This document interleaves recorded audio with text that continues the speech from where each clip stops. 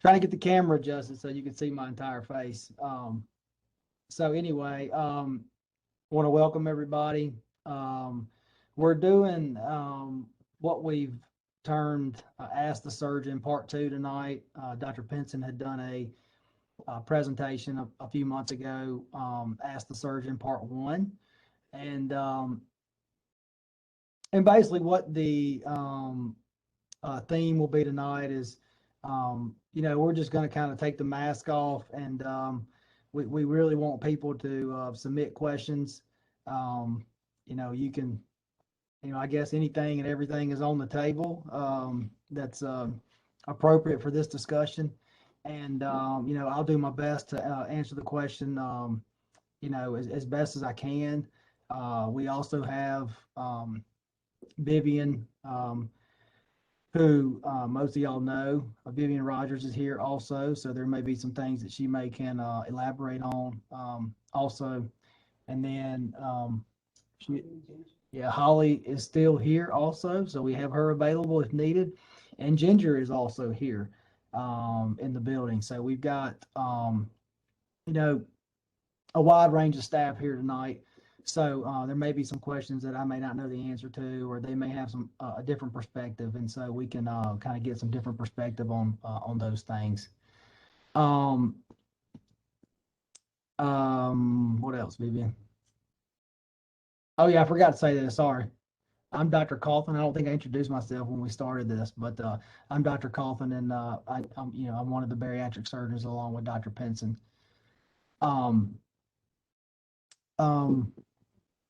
Gonna come up. Okay.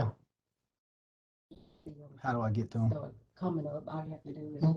just click Like right here. when you see them come up, then you just respond. So there's no questions up yet. All right. Well, we don't have any questions submitted yet. So,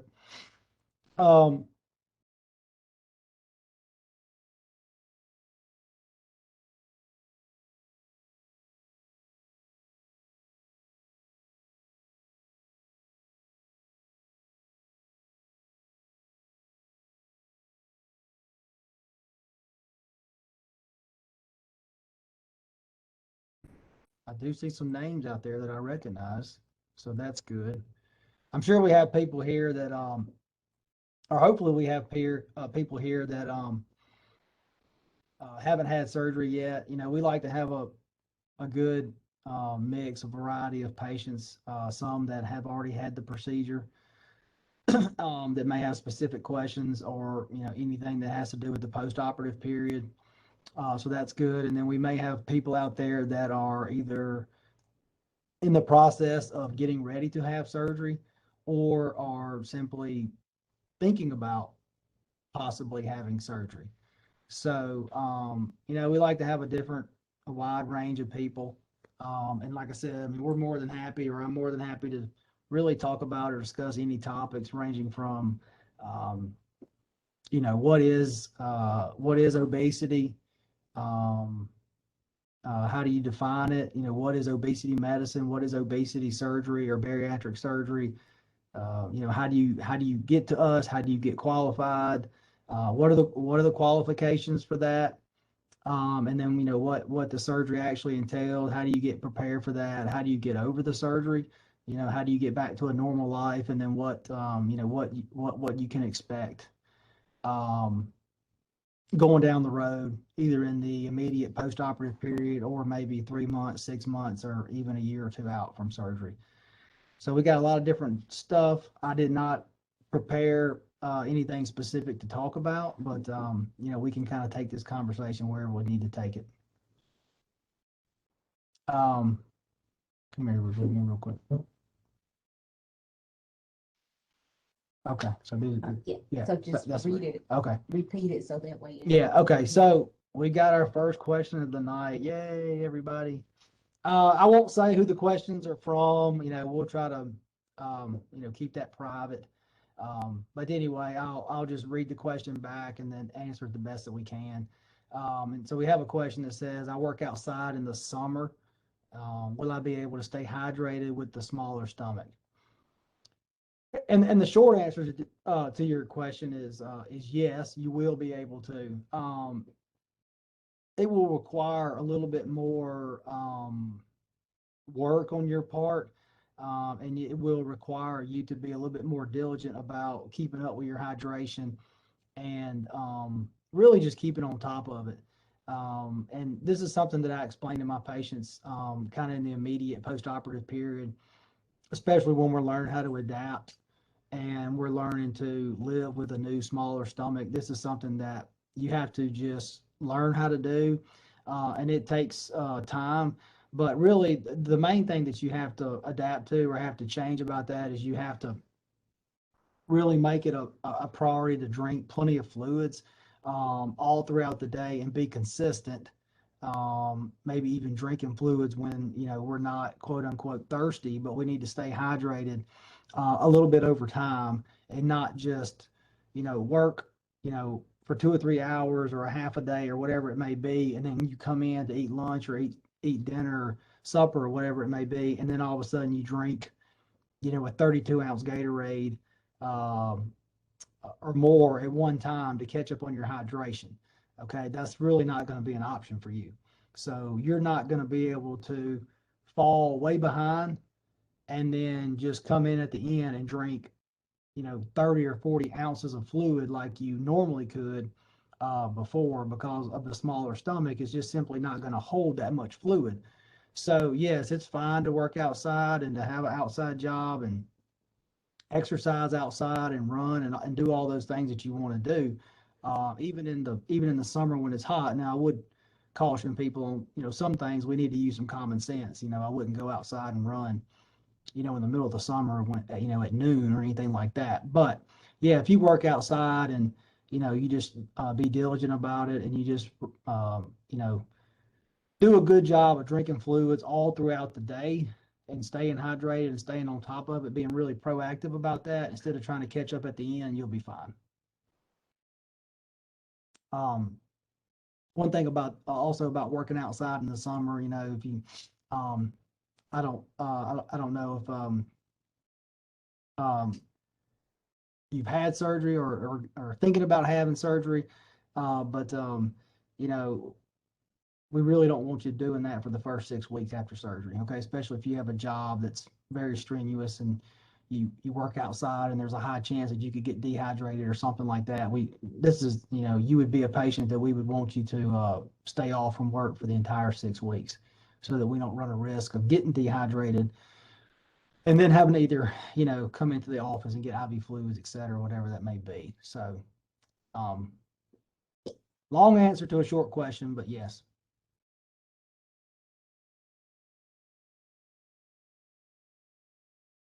They're slow, Vivian. um,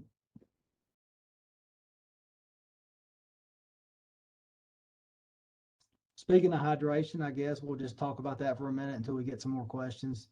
Um, we can just talk about some basic hydration stuff. This would apply more to obviously the people that have already had surgery that are in the immediate post-operative period or maybe in the first 2 to 3 months after surgery. But staying hydrated is really important.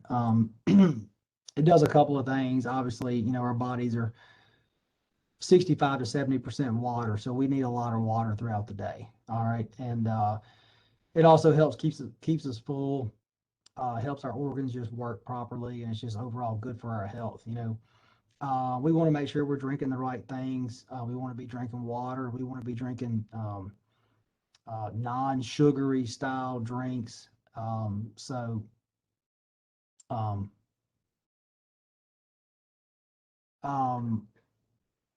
we definitely don't want added sugar or added calories in the things that we're drinking. So, we're big proponents of Gatorade Zero, Powerade Zero, water, obviously.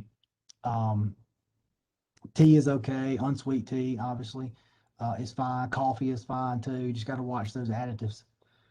And when you first have surgery, it can be, quite an adjustment, and sometimes it can be hard to stay hydrated and get that 60 or 65 ounces of fluid, per day. So This kind of goes for everybody out there that's either thinking about having surgery or has just had surgery.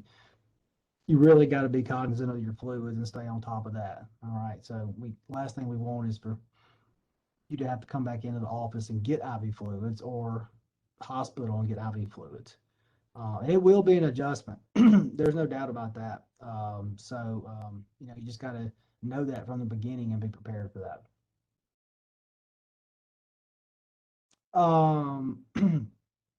We have another question here that says, is there a special drink after surgery to have so I don't put back on the weight?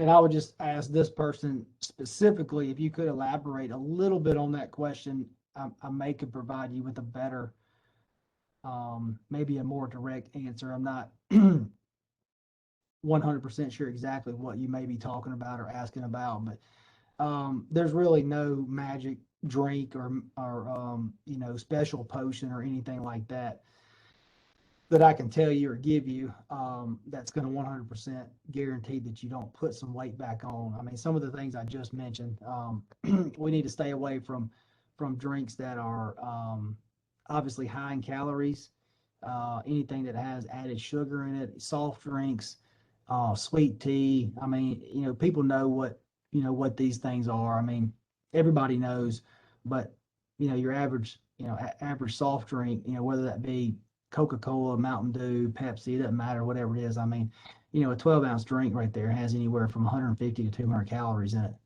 And you get absolutely zero nutritional value from that. So that's just added calories that, that we don't need. No, there's no special drink, but we need to make sure we're drinking plenty of stuff, staying hydrated. All those things will help you be more successful in the long run. I hope that answered for the person that submitted that question. I hope that answered your question. If it did not answer your question, then resubmit, with something more specific, and I'll try to double back and answer that. We have another question here. It says, why do I have to quit smoking before surgery? And does this also include vaping and dipping? I guess the first part is, do I have to quit smoking before surgery? Yes, you do. There's a lot of reasons.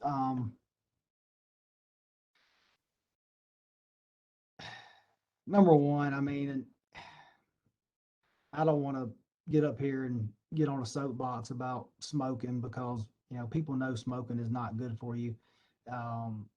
But in general, I mean, smoking is just really bad for your health. So we do ask our patients to stop smoking before surgery. Bariatric surgery is an elective type procedure. Smoking, a couple of things. I mean, number one, it really messes with your ability to heal. When you smoke cigarettes, it actually causes the blood vessels in your body to clamp down, and it causes decreased blood flow to certain tissues of the body, which can include the stomach. And without blood flow and nutrients, we can't heal properly. So it's just a risk that we don't want to take. When we do a big major operation on somebody, we need the tissues to have every opportunity to heal properly. And part of that is, not smoking. I mean, it increases your blood flow, and it allows the body to deliver better protein and nutrients to that part of the body. So the other thing is, obviously it has some consequences to your respiratory status, with things like COPD and asthma, bronchitis, etc. We have to put you to sleep to have this operation. That means with a breathing tube and all that stuff. And last thing we want is to have somebody come in and to have a procedure to get healthier and then wind up with bronchitis or a pneumonia or something like that, and then end up in the ICU or whatever that may be. So it's just one of those things where if we can eliminate anything before surgery, that's a potential issue or complication down the road, then we try to do that. And smoking is one of those things. Um, and on another hand, it also gives us an idea of a patient's commitment to the bariatric lifestyle. We want to see sometimes we want to see how committed the patient is. We want to make sure that if we ask you to do something that we need you to do or we think is beneficial, that you're going to be willing to do it. Um, and asking people to stop smoking or vaping or dipping, and sometimes is how we do that. Now, that may not be that popular, but I tell my patients all the time. I mean, when you come and see me and we talk about having weight loss surgery, um, this is like a marriage between me and you, me being the surgeon and you being the patient. And, I'm going to ask you to do certain things to help me out. And in turn, I'm going to do certain things to help you out. And, I want to know that our partnership is good and that, if I need you to do something, you're going to do it. And sometimes that's just the way it be, they say.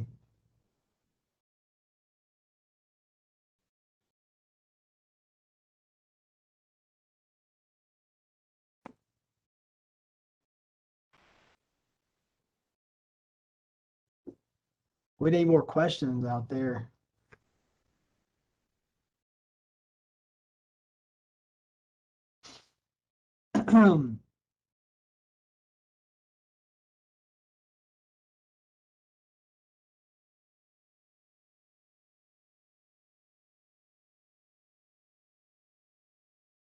um, okay.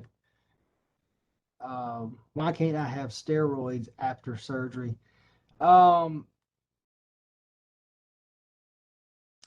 I would say it depends on what you mean by after surgery, and it depends on what kind of steroids we're talking about. Um, there are. Let me just say this: when you have surgery, um, and we talk about steroid usage, usually prednisone or something like that.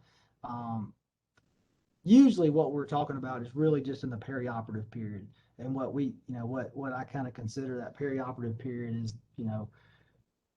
a month or 6 weeks or so before surgery, and then a couple of months after surgery. So once you get about 3 months after surgery, 3 months from surgery, there's no hard fast rule that says you can't have steroids, whether that be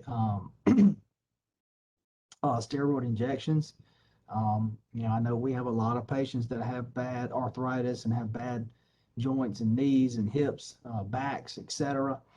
So there's a lot of patients out there that get steroid injections, and we're not saying that you can't ever get steroid injections again.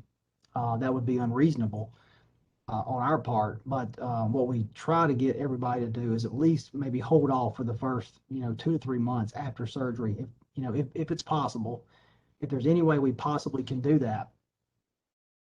Now, I've had patients that were just in such, pain that we had to compromise. And, I won't get into any specifics on that, but, sometimes we have to compromise and do things, but we try to ask that you stay off for the first, 3 months as far as steroids. Um, and it's not quite as bad with steroid injections as it is with oral steroids. But oral steroids, although they are good for us in certain ways, they have a lot of side effects. And one of those side effects is decreased tissue wound healing, um, which I mentioned briefly earlier. And, when we're doing a big operation, we want to do everything we can to have the tissues heal properly. So that's the reason why we try to stop steroids before and then just after surgery. But once you get 3 months out, it would be safe for you to have steroid injections or possibly, PO steroids if you needed that.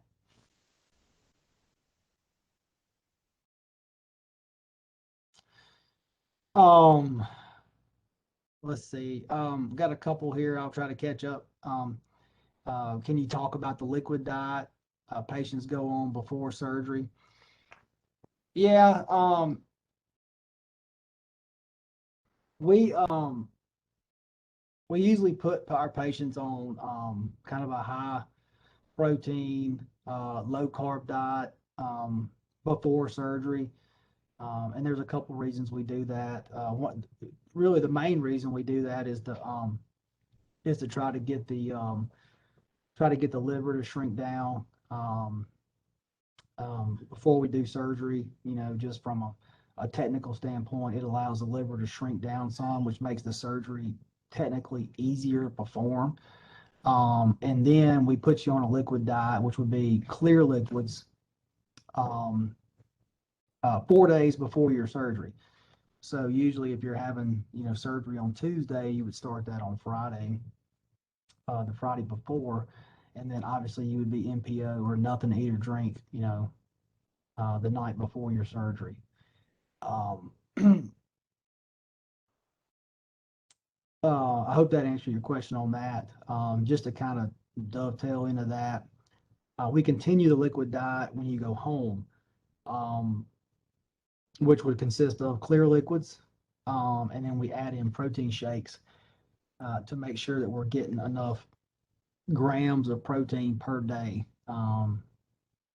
We want to make sure we're getting at least 60 grams of protein and at least 60 ounces of fluid per day.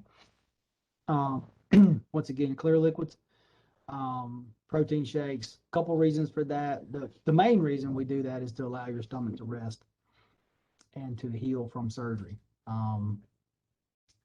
You've had a big operation, and your stomach is got to heal, and we do liquids, so the stomach has time to heal, and it doesn't get too distended and put too much pressure on the sleeve itself. It'll also help you start losing weight, um, and you'll see some pretty significant benefits from that at your post-operative period. Um, so I hope that answered that question. Why does my A1C, hemoglobin A1C, have to be less than 8 before surgery? This kind of goes back to what I mentioned earlier about wound healing. This seems to be a hot topic tonight, talking about wound healing. But once again, when your A1C is really elevated, it impairs your body's ability to heal. Um, for anyone who's diabetic or who knows someone who's diabetic or has any experience with diabetes, I mean, you know that having diabetes leads you to things uh, like increased risk of infections and wounds, et cetera, and that kind of stuff. And it's usually from when your diabetes is not properly controlled. Um, so we try to get the A1C down to less than 8, number one, so that we know it's properly controlled and you're, in a better spot. And also so the tissues will heal better. Um, this goes along with what we talked about earlier about smoking, about steroids, et cetera. As a surgeon, someone who operates for a living, especially doing bariatric surgery, when we go and we do surgery, it is my responsibility to make sure that that when we get to the day of the operation, and we have done everything in our power, humanly possible, to make sure that the patient is going to have the best chance to have the best outcome possible. This is why we do these certain things. Is so number one, it's for health, for your health and for your safety. So that we know that we gave this operation the best opportunity to be successful. It also, once again, it shows a level of compliance that we are looking for, so that we know that the patient is compliant and that they're invested in their own health and they're invested in our process and what we're telling them or asking them to do. And we know that they're going to be compliant with that, and so they will have the best chance to be successful down the road. And I think this is more of a comment. We have someone who just commented, I'm excited to start my new journey to a new me. I'm excited for you too, actually. Um, So, I would just say on that, I mean, that's awesome. I mean, we love to hear things like that. When my patients get excited about having surgery, it makes me excited to do surgery. Um, so I can just tell you, when you have a patient that is, from a surgeon's perspective, when you have a patient that is excited, who is, dedicated to their own health, who is willing to get in there and participate and take responsibility, um, it just, number one, it just makes me excited to get to work, do a good job, um, and, um, and makes that patient, have a better opportunity to be successful long term down the road. Um, will my gallbladder have to be removed after weight loss surgery? Um, most likely, probably not. I mean, I assume that this question kind of goes to, there's a lot of reports in the literature and probably on Facebook, social media sites, etc., about needing your gallbladder out after weight loss surgery. And yes, I will admit that, um, you know, having weight loss surgery or losing a substantial amount of weight does have an increased incidence of developing gallstones. That being said, um, I really just hadn't seen that, honestly, in my practice. That was kind of the teaching when I was in residency, which was, 8, 9, 10 years ago, was that there was a higher incidence of needing your gallbladder out after weight loss surgery. But honestly, I hadn't seen that in the last 5 to 6, 7 years. Gallstones in general are so common in the general public, and having your gallbladder removed is such a common operation now that I just don't think the incidence has increased after weight loss surgery. Now, that being said, I mean, there are probably, I don't know, maybe 8 or 10 patients a year that come back and have their gallbladder removed after having weight loss surgery, but the incidence is not very much higher than just the general population. It's probably somewhere around 5 to 6%. Um, but back when weight loss surgery really got popular, back about 20 years ago, it wasn't uncommon for the surgeon to remove the gallbladder at the same time as doing the weight loss procedure. And for reasons I just mentioned, because people thought there was such a high incidence of gallstones and complications and et cetera. But what we found out over the last 15 to 20 years is that's just not true. And there's no reason to add a extra operation that's not, for most people, is not going to be indicated. So that's why we don't, kind of to add to that, we don't routinely remove gallbladders at the same time we do weight loss surgery anymore. Now, sometimes I will do that if there's a specific indication to do it, but I don't do it just because we're having weight loss surgery.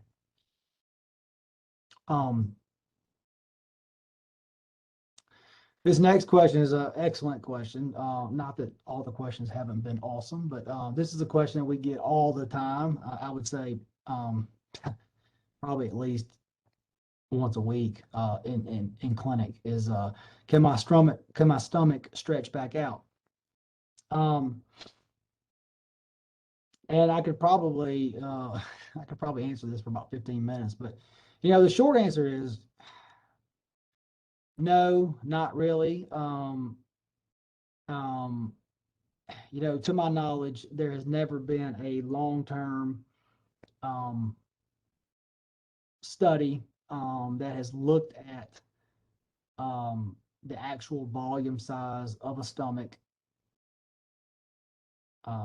right after a sleeve operation that has then followed those patients for, let's say, 5 to 10 years, and then remeasured the volume of the stomach to see if it actually changed.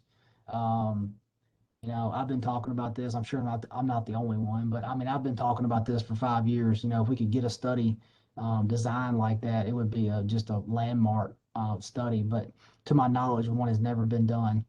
Um, the major part of the stomach that actually has the ability to stretch is what's called the fundus. And that is the part that we are specifically removing when we do the sleeve gastrectomy. So the part of the stomach that we're leaving behind does not have the same capability to stretch as the fundus does. Now, that being said, I mean, the stomach in general as an organ has a unique ability to adapt.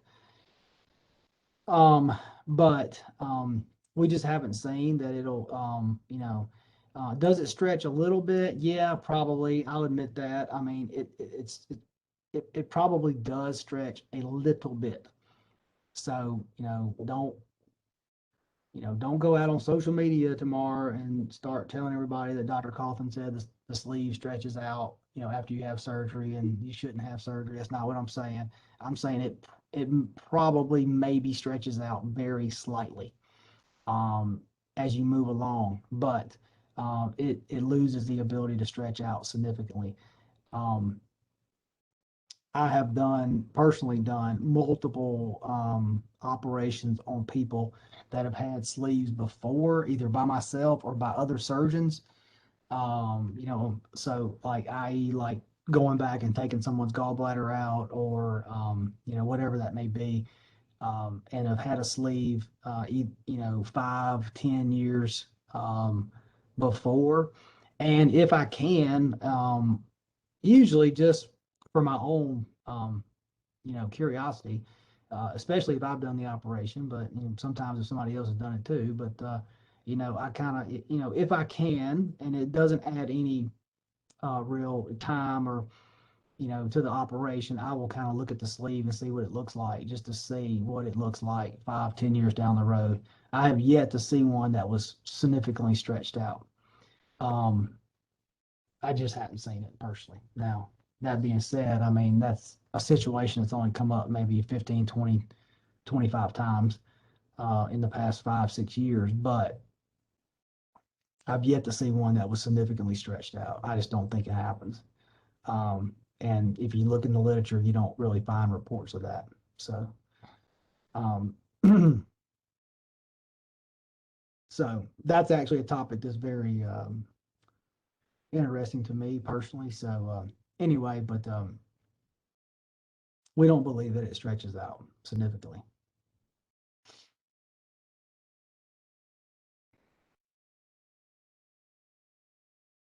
I would like to remind everyone that Vivian Rogers is actually sitting right across from me in this office. So if y'all have any questions for her, don't hesitate. We can get her over here and she can answer a few questions if you have something and once again, and I would like to remind you, we still have Ginger. Is she still here? She's still here. Okay. Ginger is still here. So for those of you that may not know, Ginger is our registered dietitian that works here in the office with us, and she is actually still here too. We were all here working late this evening to make sure that everyone's questions are answered. So if y'all have any questions that maybe might be more appropriate for her, we can get her in here for a few minutes, and she can answer some questions.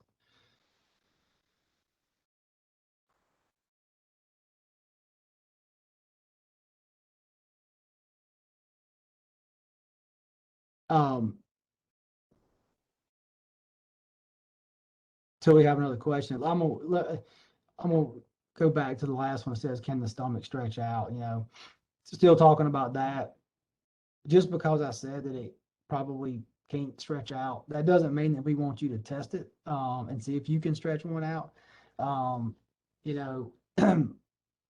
We've got to use limitations and things that we eat and drink after surgery. So one of the most common things that we hear after surgery is getting too full, and I think that's one of probably the main reasons why the stomach doesn't stretch out, is because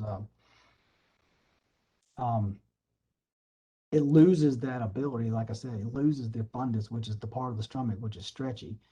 And so when people eat or drink, and if you eat too much and you get too full, usually, you'll get sick and throw up. So I think that really deters people from overeating, um, and probably leads to some of that. So the reason I say that is because we don't want you to try to continue to eat.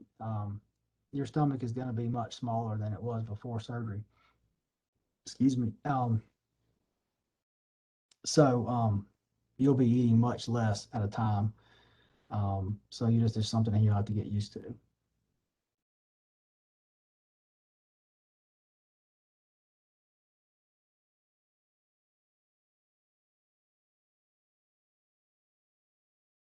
When you get those questions in,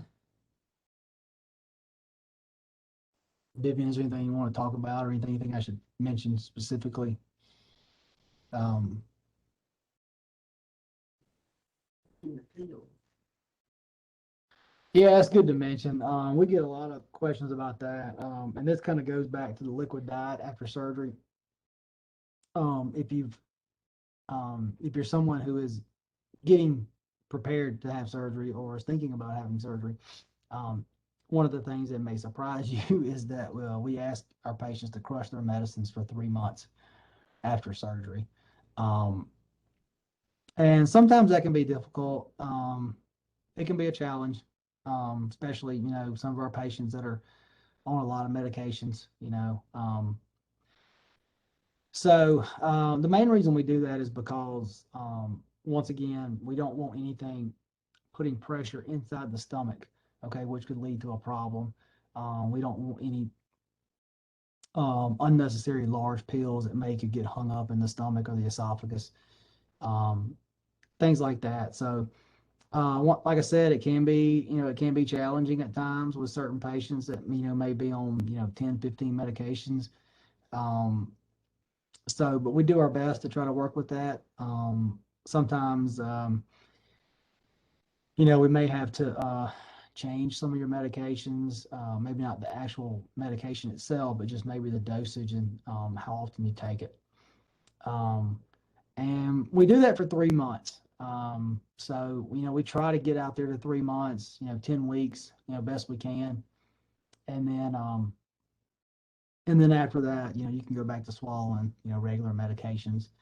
Um, if you take something that's really large, we ask you to break it in half, and just, take a half at a time.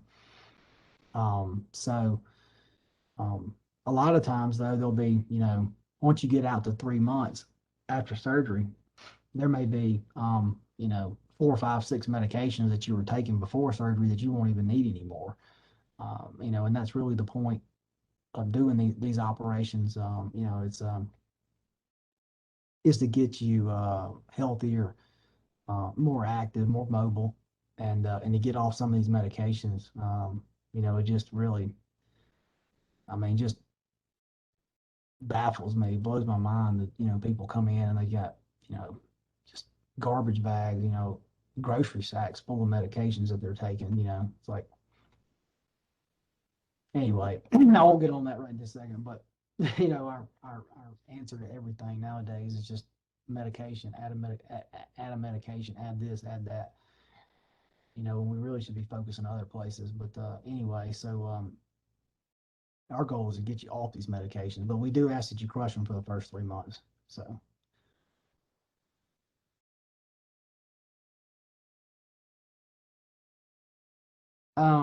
what about vitamins after surgery? Um, we do put you on some vitamins after surgery, and this is evolving. Um, uh, we put you on a multivitamin, and currently what we're using now is Flintstone chewables, um, which goes back to the crushing of the medications. And vitamins, as anyone out there knows, vitamins themselves are, um, just as a group of pills are usually really large, and sometimes very hard to swallow. Um, so we go with Flintstone chewables because it's something that you can, chew up and, which is essentially the same as crushing it, but it's chewable and it's etc. Um, and then we add in vitamin D, calcium, B12, these kind of things. We've kind of cut back some here in the last, more recently than we used to be. I think we were finding out that we didn't really need all these vitamin supplementations after sleeve gastrectomy. Um, our goal after surgery is to get you back on a regular diet, although, albeit it will be, hopefully more healthy diet, and obviously will be smaller proportions of food. But I mean, our goal is to get you back eating regular food, protein, vegetables, etc., where you can get, the majority of your vitamins and minerals. We don't want to do surgery and then, tell you to go take a handful of pills for the next, 20 years. That's not what we're doing here. Like I just said, our goal is to get you off of medications, not add more medications to you. Um, um, that all really all these vitamins after weight loss surgery really kind of dated back to gastric bypass, and that's really where it came from. Was people really started to figure out that patients that had gastric bypass, that they would show up a year or two down the road and have these really significant severe